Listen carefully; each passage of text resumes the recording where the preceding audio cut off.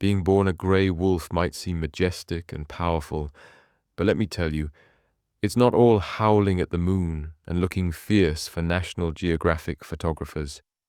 Allow me to present this satirical look at the many indignities of wolf life. From the moment a grey wolf pup opens its eyes, confusion reigns supreme. Am I a grey wolf or a grey wolf? The pup wonders, completely baffled by the capitalization inconsistencies in human taxonomy. Why are both words capitalized in books sometimes? Am I grey wolf, the individual, or just a grey wolf, the species? Do I have a personal identity, or am I just a walking, furry representation of Canis lupus? This existential crisis only deepens when humans spot the pup and squeal, "Look at the adorable puppy." Talk about identity theft. There you are, destined to be one of nature's most efficient predators, and humans keep mistaking you for their slobbering, tennis ball-obsessed companions. No, I am not your neighbor's husky that got loose again. I am a wild animal with dignity, the wolf thinks, while trying to maintain composure. But confusion persists as tourists keep asking, "Is that a German Shepherd? Can I pet it?" Then there's the constant harassment from marketing teams. Every company wanting to appear wild or free-spirited slaps a wolf silhouette on their logo. Energy drinks, motorcycles, cheap cologne. Suddenly you're the unwilling mascot for products you can't even use. Try opening an energy drink with paws. Not happening. Meanwhile, wolves in the wild are living on raw deer and the occasional berry, not exactly living up to the extreme lifestyle these brands promise. I spent 4 hours today licking my own fur clean, and these humans think I'm jumping out of helicopters into volcanoes or something.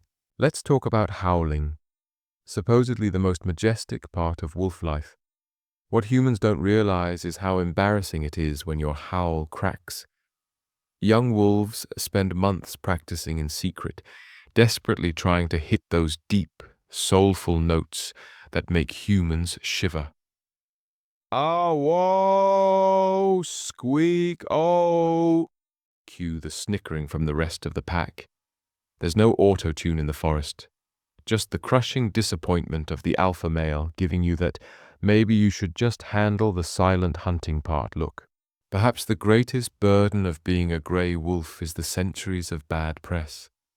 Thanks to Little Red Riding Hood and the Three Little Pigs, wolves have the worst public relations situation in the animal kingdom. Bears literally break into people's houses and steal their food. But somehow wolves are the villains. I just want to catch some rabbits and maybe howl at the moon occasionally. But according to children's books, I'm out here plotting to devour grandmothers and blow down architectural structures, laments the wolf. Have you seen my lung capacity? I can barely blow out birthday candles. The absolute worst indignity is the constant confusion with puppies and domesticated dogs. Picture this. A proud grey wolf is stalking through the forest, muscles rippling, senses alert, the product of millions of years of evolutionary perfection. Then a hiker spots him and shouts, "Look, honey, it's a lost doggy. Here, boy. Who's a good boy?" Did someone lose their German Shepherd mix? Should we call the shelter? The wolf stands there, utterly mortified, as his prey escapes and his dignity shatters. I am a grey wolf. I have roamed these territories since time immemorial. My ancestors were revered as spiritual guides by ancient humans. I am not a floofy pupperino or whatever infantile language you're about to use. But it gets worse when actual domesticated dogs are around. There's nothing more humiliating than being mistaken for a distant cousin who has been evolutionarily degraded into a creature that gets excited about squeaky toys and wears sweaters. That poodle mix with the rhinestone collar is telling everyone we're related, the wolf thinks in horror, and now they're inviting me to something called yappy hour. I'd rather chew off my own tail. Global warming isn't doing wolves any favors either. The thick, luxurious grey coat that once was perfect for winter conditions now feels like wearing a fur parka in a sauna for 8 months of the year.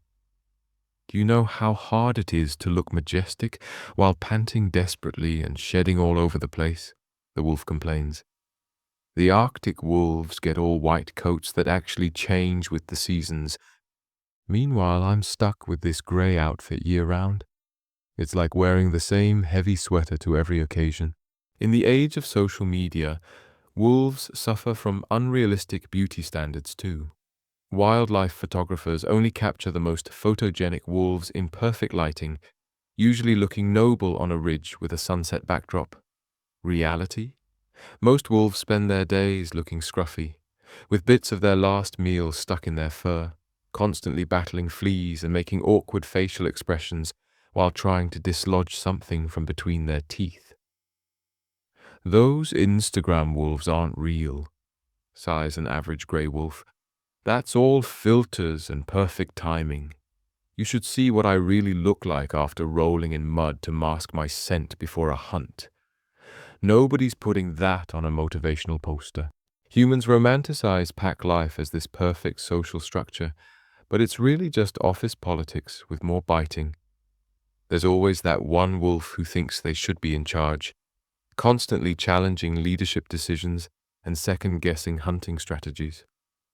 Dave keeps saying we should pivot to hunting more beavers instead of deer. Dave has never successfully caught a beaver, but he read about it once, and now he's an expert. Classic Dave. Pack meetings are endless, with circular discussions about territory boundaries and hunting schedules. And the passive-aggressive behavior. A wolf can't even take an extra bite of caribou without someone making a snarky comment about portion control. So there you have it. The satirical but somewhat truthful account of why being born a grey wolf isn't all it's cracked up to be. Between identity crises, constant comparison to domestic dogs, terrible PR, climate wardrobe malfunctions, and pack drama, these magnificent creatures deserve some sympathy. The next time you see a grey wolf looking majestic on a nature documentary, remember, behind those fierce yellow eyes is a creature thinking, "Please don't call me a good boy. I have student loans to pay." Well, if wolves had to pay for hunting school, which thankfully we don't.